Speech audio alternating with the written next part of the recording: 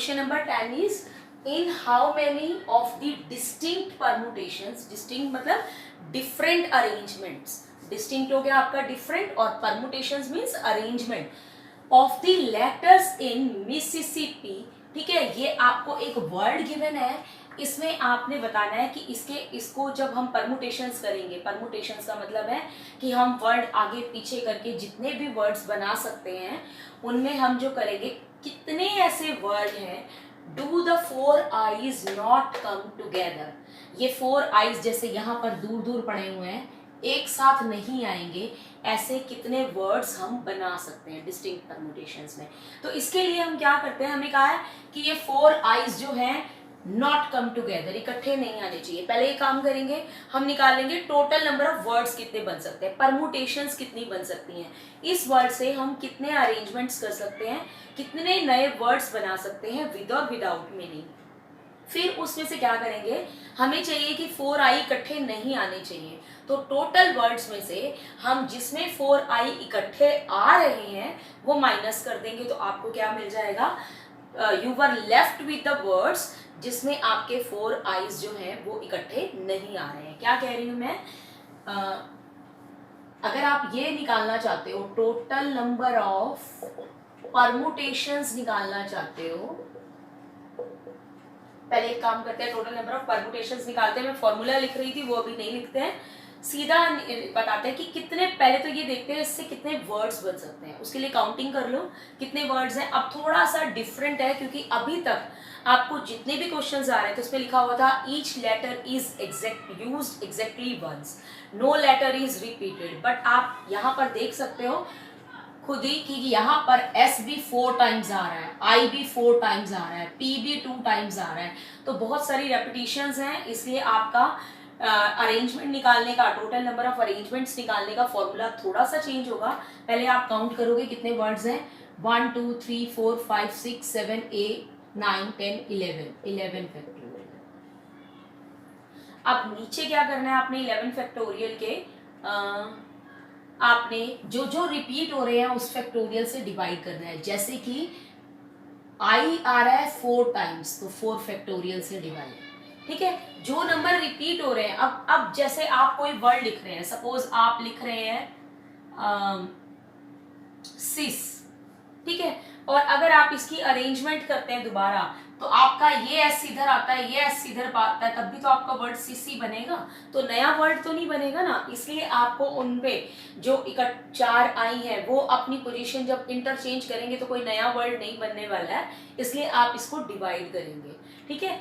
और हम तो अपनी तरफ से अरेंजमेंट कर रहे हैं लेकिन ये दोनों आइडेंटिकल है, दोनों ही एस हैं। अगर हम आई को आगे ले रहे हैं ये तो कुछ नया वर्ड बन रहा है, लेकिन अब इस एस और एस को इंटरचेंज करें तब भी यही वर्ड बनेगा। तो दिस इज द केस कि आपको डिवाइड करना पड़ता है उन फैक्टोरियल से जो आपके रिपीट हो रहे हैं, क्योंकि उनको चेंज करने से कोई फर्क नहीं पड़ता, कोई नया वर्ड नहीं बनता, तो उनको अरेंजमेंट्स में से डिवाइड करना पड़ता है। इसी तरह से आपका एस भी कितनी बार आ रहा है, 4 टाइम्स आ रहा है, तो s से भी कोई फर्क नहीं पड़ेगा, तो 4 फैक्टोरियल से और डिवाइड कर दीजिए। और साथ में और क्या आ रहा है, p 2 टाइम्स रिपीट हो रहा है, ठीक है। तो बस एक m सिंगल है, बाकी सभी s भी 4 टाइम्स आ रहा है, i भी 4 टाइम्स आ रहा है, p 2 टाइम्स आ रहा है। तो आई होप आपको इस एग्जाम्पल के साथ समझ आ गया होगा, ठीक है। अगर ये, क्योंकि ये सेम है तो अगर मैं इनको इंटरचेंज करूं तो भी मुझे सेम वर्ड मिल रहा है, तो इसके कारण हमारे जो टोटल नंबर ऑफ वर्ड्स हैं वो कम बनेंगे, क्योंकि कोई नया वर्ड नहीं बनेगा जब हम सेम वर्ड्स को इंटरचेंज करेंगे, तो कम वर्ड्स बनेंगे। तो इसका मतलब आप डिवाइड कर दोगे, रेपिटेशंस होगी, तो जो आपके लेटर्स रिपीट हो रहे हैं उतने फैक्टोरियल से डिवाइड कर दोगे, और इनको कंबाइन करके नहीं करना, अलग अलग करना है, क्योंकि अलग अलग लेटर्स हैं। जैसे S4 है तो अलग से 4 फैक्टोरियल से डिवाइड होगा, I4 है तो अलग से डिवाइड होगा। कंबाइन करके सीधा 10 फैक्टोरियल नहीं लिखना है कि 4 बार वो रिपीट हो रहा है, 4 बार, इन सब लेटर्स की आइडेंटिटी अलग अलग है, एक S है, एक P है, एक I है, तो तीनों का आप अलग अलग करेंगे। अब यहाँ पर अगर मैं वर्ड्स देखूं तो 11 10 9 8 7 6 5 4, चलो बस यहीं तक खोलते हैं, 4 फैक्टोरियल पहले ही लंबा हो गया है। अब यहाँ से क्या करते हैं, नीचे दूसरा भी आपका है 4 फैक्टोरियल और नेक्स्ट है 4 3 2 1 और ये 2 1 1, चाहे आप ना भी लिखें तो एक 4 फैक्टोरियल तो एटलीस्ट आपका कैंसिल हो गया। अब थोड़ी कैलकुलेशन सिंपल करते हैं। 4 2 जार 8 पूरा कट हो गया, ठीक है, और 3 2 जार 6, नीचे तो खत्म। अब आपके मल्टीप्लाई करने हैं तो आपका क्या आ रहा है, यहाँ पे आ रहा है 5 5 7 जार 35 35 इंटू 99 और आगे 0, 99 को 35 से 5 9 जार 45,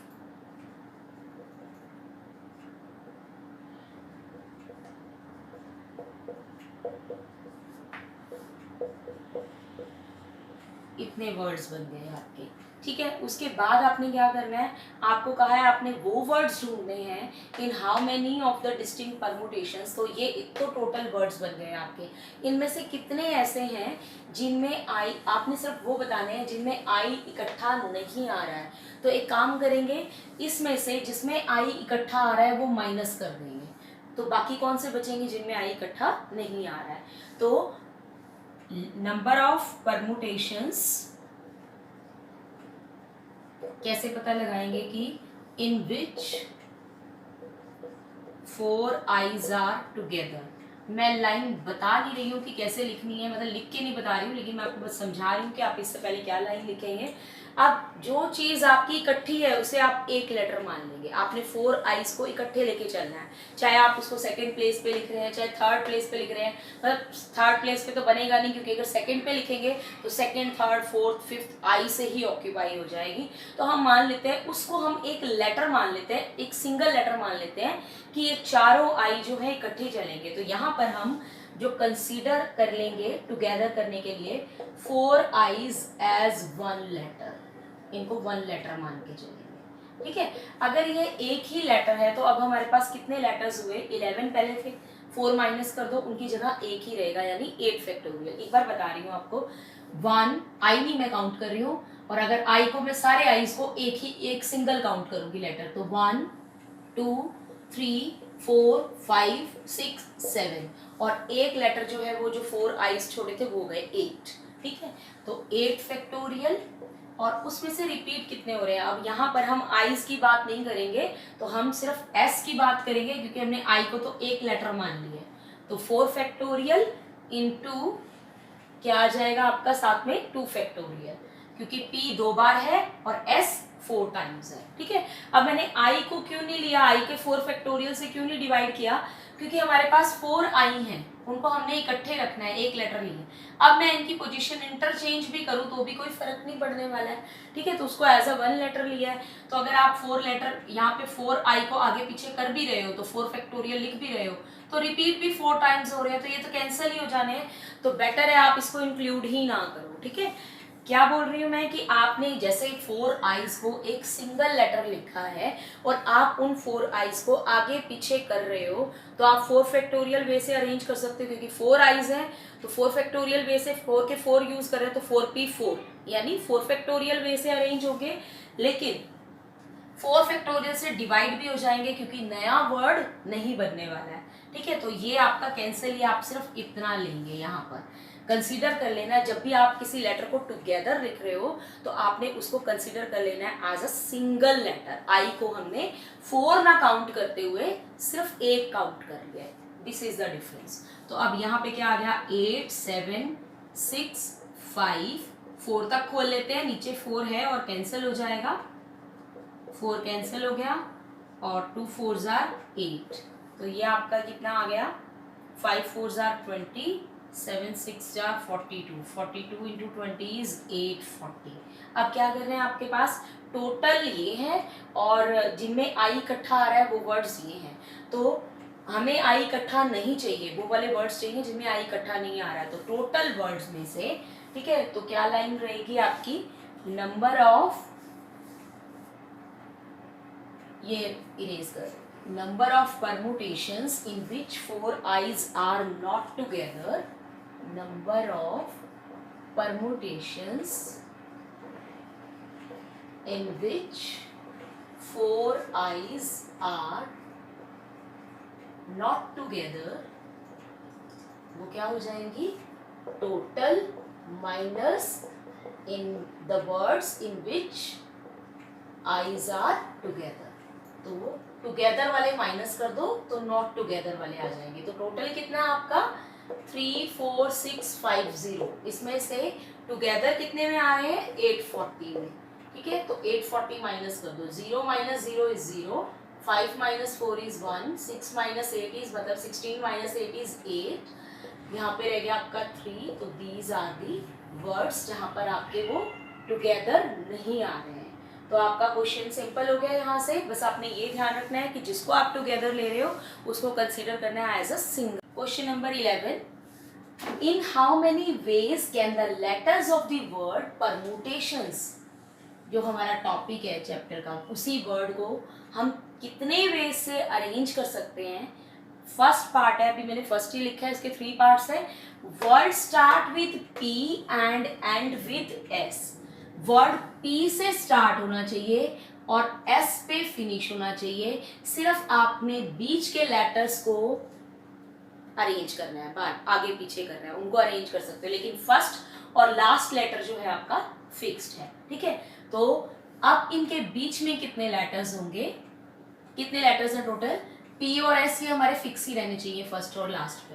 बीच वाले लेटर्स को हम इंटरचेंज करते रहेंगे और नए वर्ड्स बनाते रहेंगे। तो 1 2 3 4 5 6 7 8 9 10 लेटर्स हैं। तो हम क्या लिखेंगे, the first and the last place is fixed.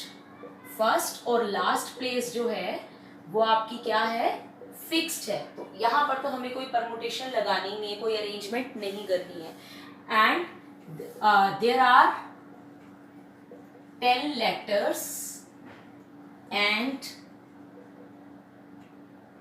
10 spaces between P and S। अब हमने जो लेटर अरेंज करने हैं वो भी 10 है और स्पेसेस भी 10 है, क्योंकि हमने पूरे 12 लेटर्स को यूज करके वर्ड बनाना है।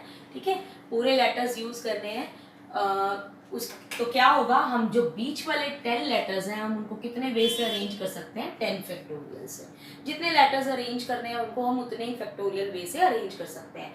ठीक है, एक बार ये वाली चीज फिर क्लियर कर देती हूँ। एक बार स्टार्टिंग में भी चैप्टर के क्लियर करी थी। सपोज हमारे पास 3 लेटर्स हैं, 1 2 3 डिजिट्स हैं 1 2 3।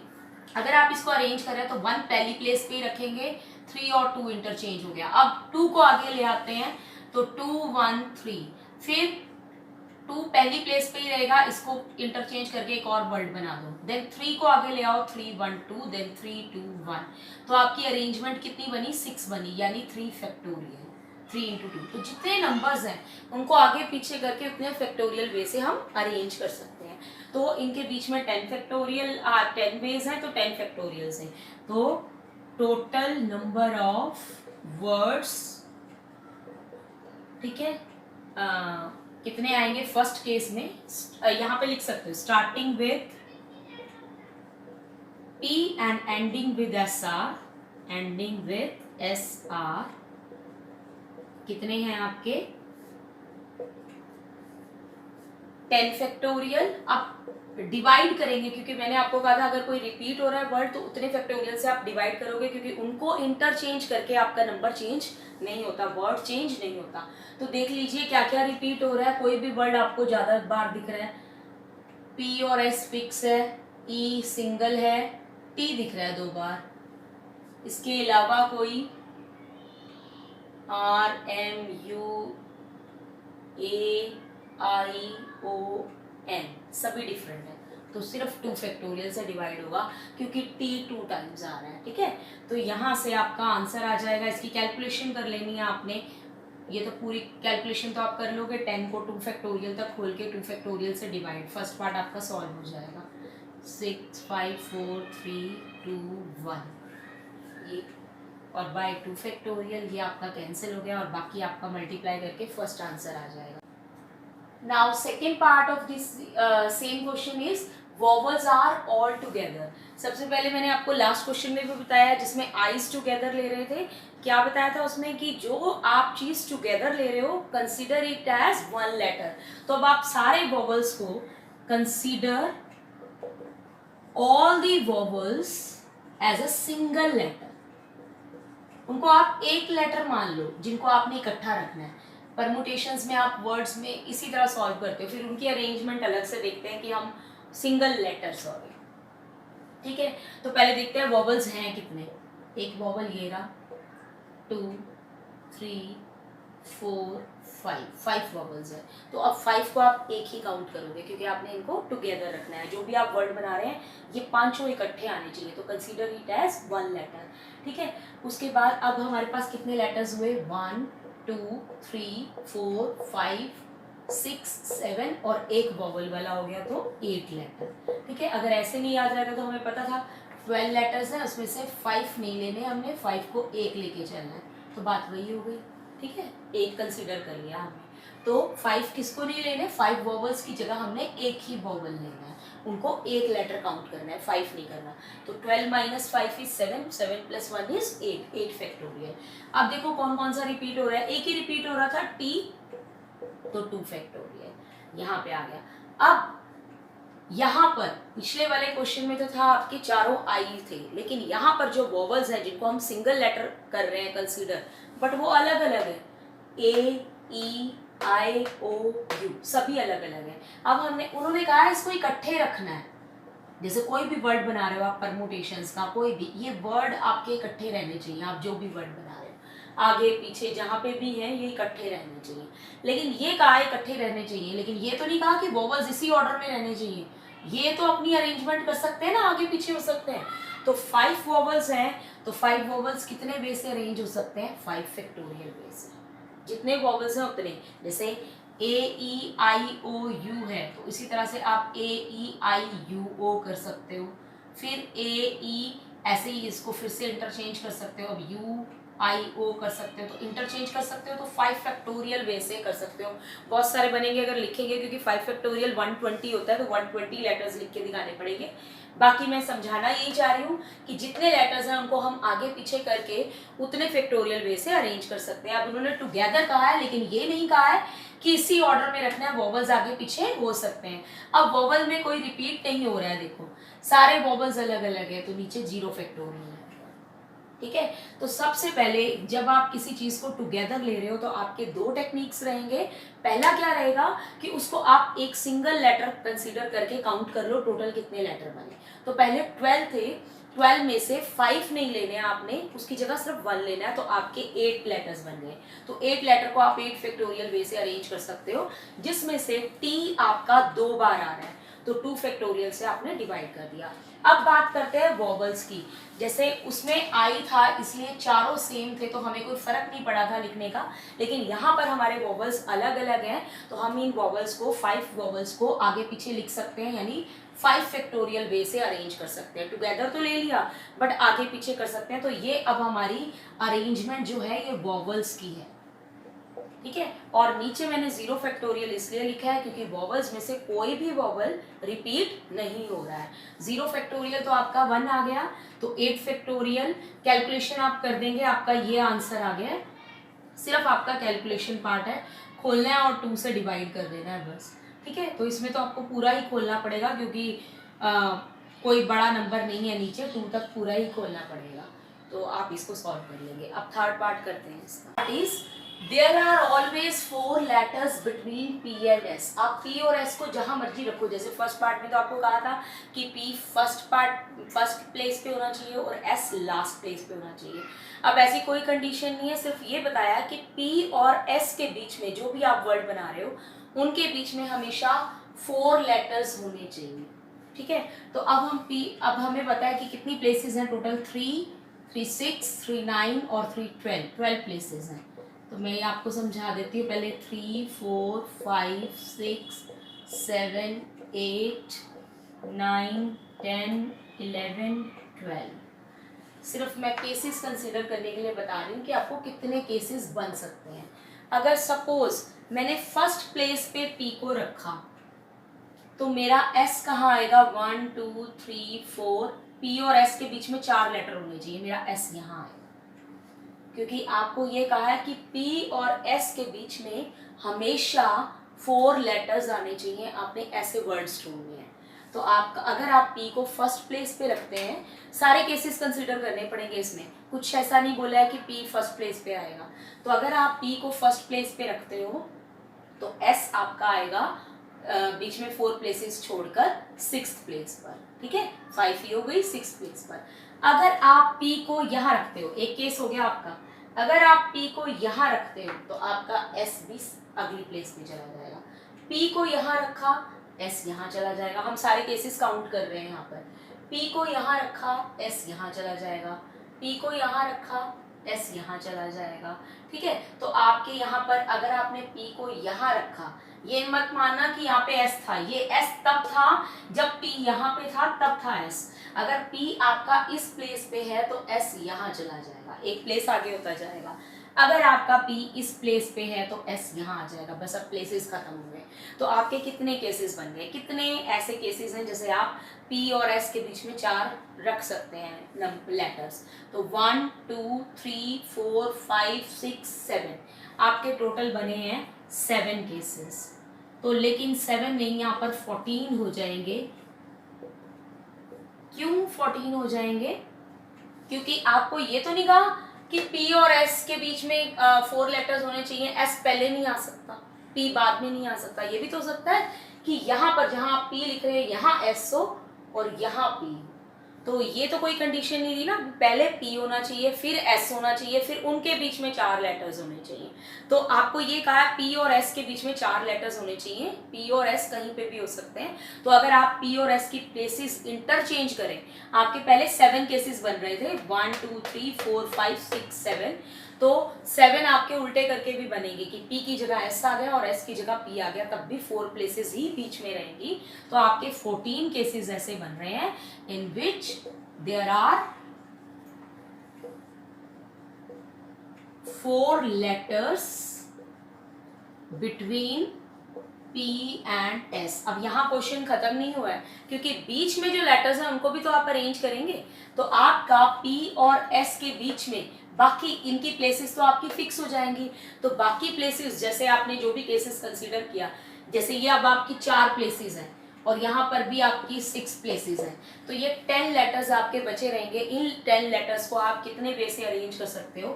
10 फैक्टोरियल वे से अरेंज कर सकते हो, ठीक है। यहाँ पर तो आप कुछ भी लिख सकते हो, वो लेटर्स को आप आगे पीछे कर सकते हो। तो जैसे यहाँ 4 लेटर्स हैं, 4 फैक्टोरियल वे से अरेंज हो सकते हैं, ये 6 फैक्टोरियल वे से अरेंज हो सकते हैं। आप ओवरऑल ही काउंट करो, क्योंकि ऐसा कुछ नहीं है कि जो लेटर हम यहाँ लिख रहे हैं वो यहाँ नहीं आ सकते। बस आपको ये कहा है P और S के बीच में 4 लेटर्स होने चाहिए। तो आप P और S को इग्नोर करके बाकी लेटर्स देखेंगे। 12 में से 2 अगर माइनस करते हैं तो बाकी के 10 लेटर्स बचते हैं, और 10 लेटर्स के लिए हमारे पास 10 स्पेसेस हैं, 1 2 3 4 5 6 7 8 9 10। जब 10 प्लेसेस हैं और 10 ही लेटर्स हैं, तो हम उनको कितने वे से अरेंज कर सकते हैं? 10 फैक्टोरियल से। साथ में क्या आएगा? 2 फैक्टोरियल से डिवाइड होगा, क्योंकि t जो है वो 2 बार रिपीट हो रहा है, और इनटू क्या होगा?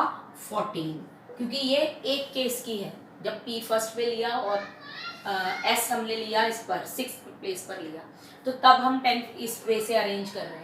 अब ऐसे 14 केसेस बन रहे हैं, तो 14 इंटू कर दो, क्योंकि ये 14 टाइम्स इस तरह से केसेस बनेंगे। तो आपके बनेंगे यहाँ पर, इसकी कैलकुलेशन कर देनी है। ये तो आपने फर्स्ट पार्ट में सॉल्व किए, करोगे आप तो उसी के अकॉर्डिंग 7 6 5 4 3 2 फैक्टोरियल तो आपका नीचे से कट जाएगा, तो आप इनको मल्टीप्लाई कर देंगे तो आपको क्या मिल जाएगा, जिसमें आपके 4 लेटर्स आ रहे हैं P और S के बीच में।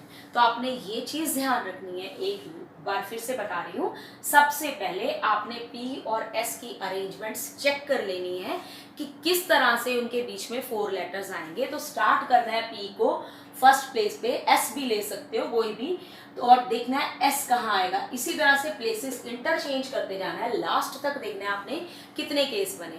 तो 7 केस बने, उसके बाद आपने क्या करना है, S और P को इंटरचेंज करके भी आपके 7 केस बनेंगे। तो टोटल हो गए 14 केस, और हर एक केस में आपके कितने वर्ड्स बन सकते हैं?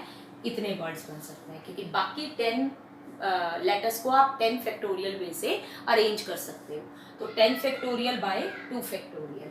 और इस इनटू आपने 14 कर देना है, क्योंकि सेम केसेस आपके हर एक इतने ही वर्ड्स आपके हर केस में बनेंगे 14। तो दिस इज योर आंसर। तो आप जितने भी आंसर्स मैंने कैलकुलेशन पार्ट छोड़ी है क्वेश्चन नंबर 11 के पार्ट्स 11 में या और किसी क्वेश्चन में, तो प्लीज़ आप उसके आंसर्स कमेंट बॉक्स में लिखिएगा, ताकि पता लगे आप लोग वीडियो देख रहे हैं और कर रहे हैं सॉल्व। Thanks for watching.